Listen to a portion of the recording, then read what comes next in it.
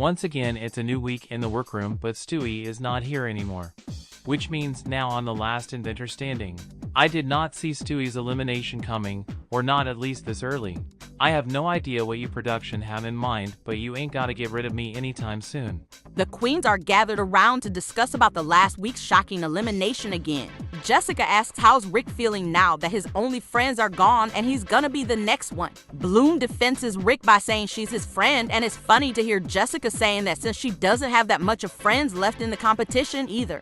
A producer interrupts the conversation, telling Jessica her microphone needs fixing, so she needs to leave the workroom for a moment.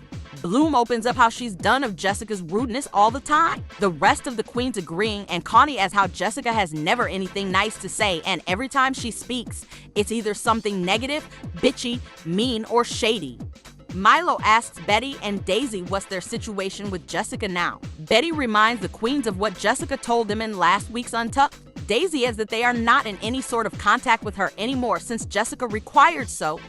Bloom says it's just good for them because their friendship with Jessica was really toxic, and hopefully they finally have realized it too. Betty nods and Daisy excitedly announces that now the two of them can shine on their own and get a win finally. All the queens cheer for them.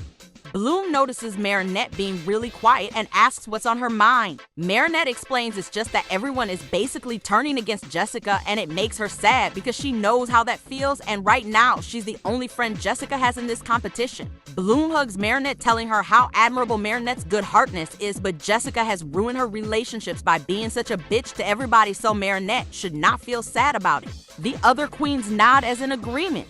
Jessica is just misunderstood. She's not that mean. Not all the time. She has a heart too, and I wish the other queens could see what I see in her. I do remember at the start of this competition, I used to hate her and she probably hated me even more, but that's all in the past. She has changed, and even if everyone are against her right now, I'll support her.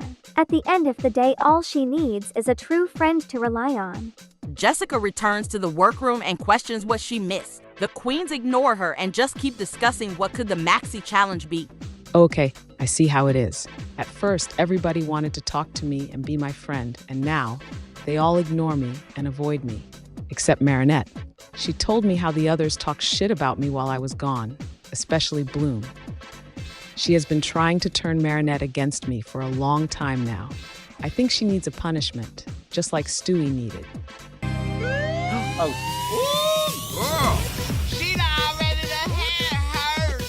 Ladies, as a drag queens, we all are familiar with bitches, correct? They fetch the ball when you throw it to them, but now, I want you to be in their shoes. Are you ready for some ball? I don't know, Rue. Isn't this bit early? We just woke up, but I never say no to balls, so bring them on. You know the drill. It's mini challenge time. Jessica won the mini challenge. You should have seen everyone's reactions. It was hilarious. And what comes to the maxi challenge? I'm pretty sure I know what it is. It's finally time for the main part of my plan. For this week's Maxi Challenge, we are throwing the first ever bitch ball. First category is Daytime Dog Park Realness. Second category is Pooch in a Purse Party Girl. And third category is Canine Couture, a high fashion look inspired by a real life dog. Jessica is the winner of the mini challenge. You'll get a 30-second head start choosing your fabrics, starting now. Good luck and don't F it up. For this week's Maxi Challenge, we are having a ball. The bitch ball. As you all already know, Stella has made most of my outfits that I have worn in here, and for this challenge it's no different. The only part that I'm slightly scared of is making the third look completely myself. I know Marinette is one of the best designers in this cast, if not the best, and we are pretty close, so I hope she can help me a little bit in mine. While the queens are working on their creations, Bloom visits Marinette, telling her gown is beautiful. Marinette thanks and wants to see Bloom's as well. Marinette says the outfit is gorgeous, but Bloom tells her she's unsure of it and asks if Marinette could help her somehow. Jessica heard Bloom's request and reassures Bloom she doesn't need any help in her work. Bloom tells Jessica she wasn't talking to her, so could she leave them be. Jessica gives an angry glance to Marinette, which makes her decline helping Bloom. Not on my watch. Marinette will do my third outfit, so she doesn't have time to help you. What are you gonna do now when no one can make you an outfit, Bloom? Well, you have to rely on your own talents. Too bad you don't own any.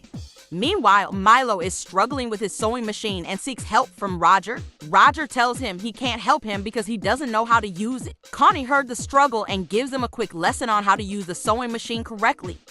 Roger and Milo thanks Connie, and Milo opens up to them how this challenge is really stressful to him because he was eliminated on a design challenge last season. Connie comforts him by saying once you make a mistake, it's rare to happen twice because you fix it. Roger asks, did Connie mean with the mistake Milo's sewing skill? Connie responds with obviously.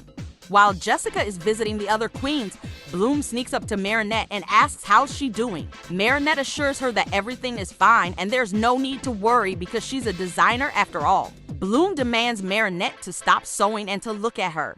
Bloom tells how she notices in Marinette's eyes that she is afraid of something and insists to know what is really going on. Marinette gives up and requires Bloom to not say anything to anyone about what she is gonna say. Bloom shakes her head as an agreement. Marinette explains how she has been mainly focusing on Jessica's outfit since she helped Marinette on her runway last week. Bloom asks worriedly why would Marinette basically make Jessica's whole outfit? It's a competition and you want to be the best. Marinette sighs and tells Bloom she's only returning the favor and she will continue on her own outfit soon. Marinette notices Jessica returning and warns Bloom to quickly leave her be before Jessica gets angry. This is ridiculous. This is Marinette's time to finally shine and she's spending her time on making Jessica's whole outfit. On top of that, Marinette is scared of her. She told me she's just feeling sad because Jessica doesn't have any friends left, but that was an obvious lie. When Jessica came back to see Marinette's progress, she asked her what Bloom wanted. Marinette responds she was just checking on her. Jessica noticed immediately Marinette's lies and gave her an angry glance once again, which made Marinette say the truth. Bloom, you are done, officially. When the queens left the workroom for a lunch break, something unexpected happened. The building's electrical cabinet stopped working, which caused every electric device to stop working, including the security cameras. The queens were told to go back to the workroom while the production fixes the cabinet. But when the queens returned to the workroom, they were welcomed with a dramatic sight. One of the mannequins was on fire, which made the pitch-black workroom not so dark anymore. The queens shouted for help, and soon the fire spread to another mannequin, making the queens run away for safety. Fire department came quickly and put down the fire. The production informed the queens that the two mannequins that were on fire belonged to Bloom, and there was nothing to do to save the outfits that were on them. I'm devastated. Why would this happen? Why me? I'm telling you guys, this was pure sabotage. And there's no other than Jessica Rabbit who could have done it.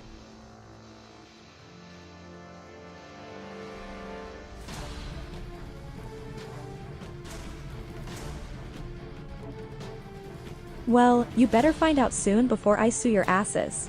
What am I gonna wear to the runway now? Luckily, only my 2 outfits were burned. And those 2 happened to be the first 2 outfits I was gonna wear on today's runway. Coincidence? I don't think so. Now I have to make 2 extra outfits. I don't have time for that.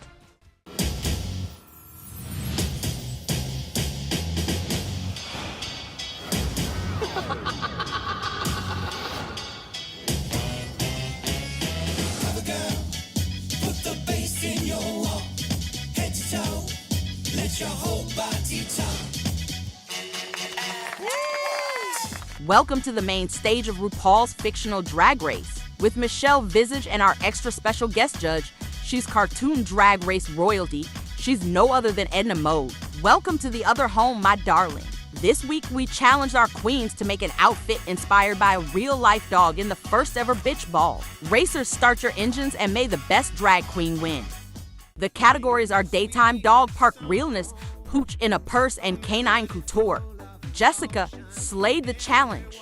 The judges almost fainted when they saw this breathtaking creation of mine. No, wait, Marinette did it. Oh well, they don't need to know it. It's our little secret. Also, I wear it so it's mine, period. Connie and Betty had a great performance. I loved this challenge. Sewing is one of my strong suits, and in my opinion, it really showed tonight. I hate to see Jessica succeeding in this challenge. She did got like a lot of help from Marinette, which I don't understand, but you go girl. Also, every time I speak, I feel like it includes Jessica somehow, and I'm sick of that. It's like she's the main character of the cast. Geez. I'm turning a new leaf in this race and start to finally get Jessica out of my head for good. Rick, Daisy, Roger, Milo, and Marinette had a good performance. Is no one seriously gonna talk about the literal fire we had at the workroom earlier? Who the fuck is that competitive to set up some other girl's outfits on fire? Oh, and I know for sure it was not an accident. Why would the power have went out then? From now on you can call me Detective Roger because I'm getting to the bottom of this. And well, I need something else to think about than booze. Bloom had a bad performance. This is bullshit.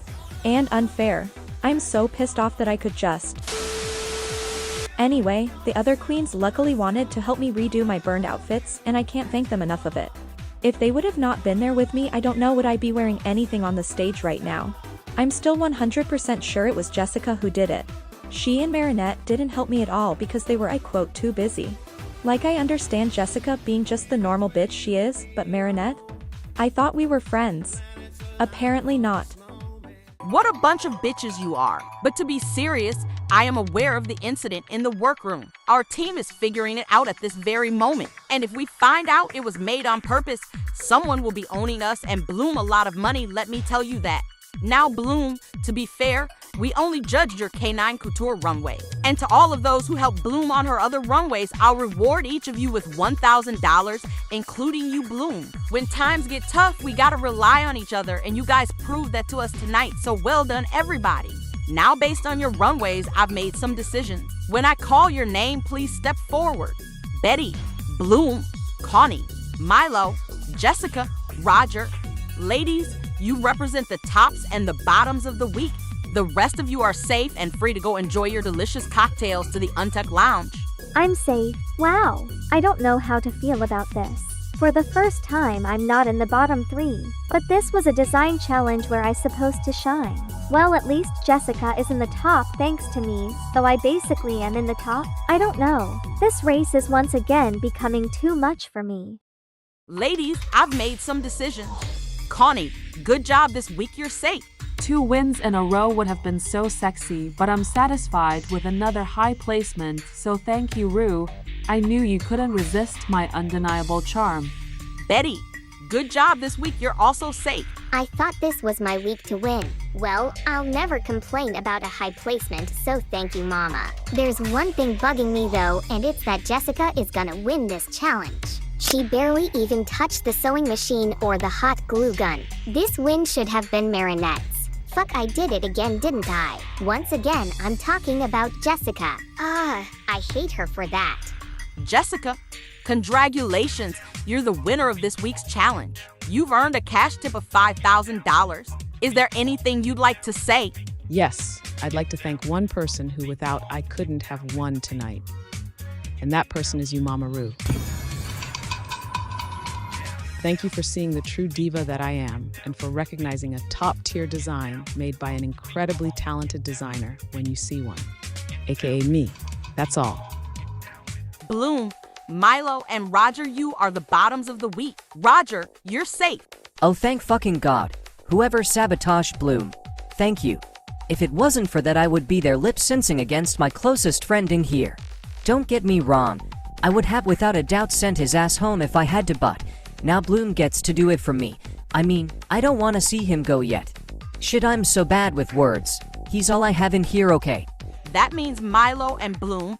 I'm sorry, my dears, but you are up for elimination. Excuse me, what? Let's take a recap. I ate, yeah. Daisy didn't. Rick didn't. Marinette didn't. Bloom didn't. And Roger, well, he didn't either. But guess who ate? Me. I'm not going home on another design challenge. This season was supposed to be my redemption. Let's not despair just yet. Bloom is not a strong lip syncer for what I have seen, so let's see what happens. Oh, who am I kidding? I'll obviously beat her in any scenario. Why don't you clock that as the T? The time has come for you to lip sync for your life. If someone wouldn't have burnt my outfits, I wouldn't be standing here, lip-syncing for my life. But since I'm not a designer like Stella, here I am.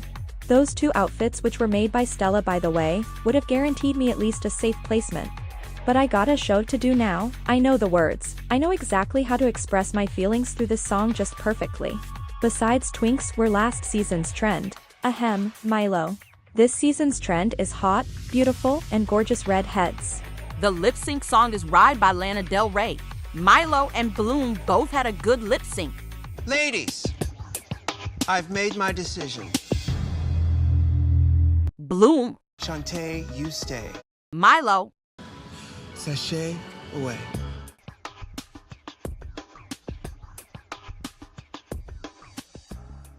This is Untucked. the queens congratulate Bloom for surviving the lip sync. Jessica asks everybody aren't they gonna congratulate her as well. Bloom tells her no because she didn't do her outfit at all and everyone should congratulate Marinette instead. Everyone except Jessica congrats Marinette, not only of making the best outfit of the night, but also getting out of the bottom 3. Marinette thanks them and hugs each of them for being so nice to her.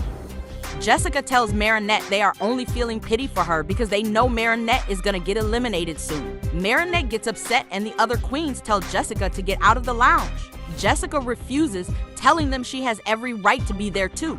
Betty shouts her that she doesn't have any right to be such a backstabbing bitch to everyone. Jessica answers that it's just her character and she can't do anything about it. Daisy throws her cocktail at Jessica, which makes her angry. Jessica yells to Daisy doesn't she realize how much effort she put into her outfit and now it's ruined thanks to Daisy. The rest of the queens join Daisy and throw their cocktails towards Jessica as well and shout her to leave already.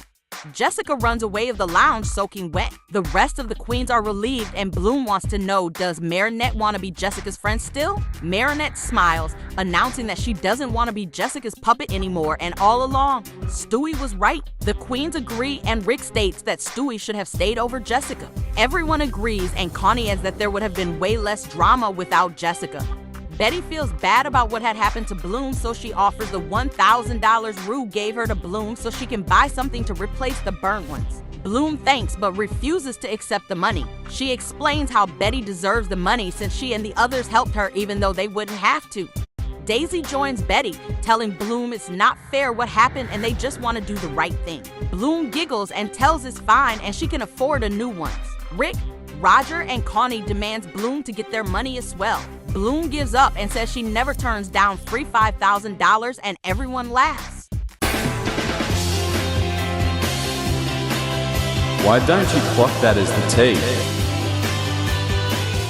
A little bit of love goes a long, long way, lifting you up to a brighter day. A little bit of love goes a long, long way, turn it around when you up and say, everybody say love. And if you are not completely satisfied, well, hey, neither am I.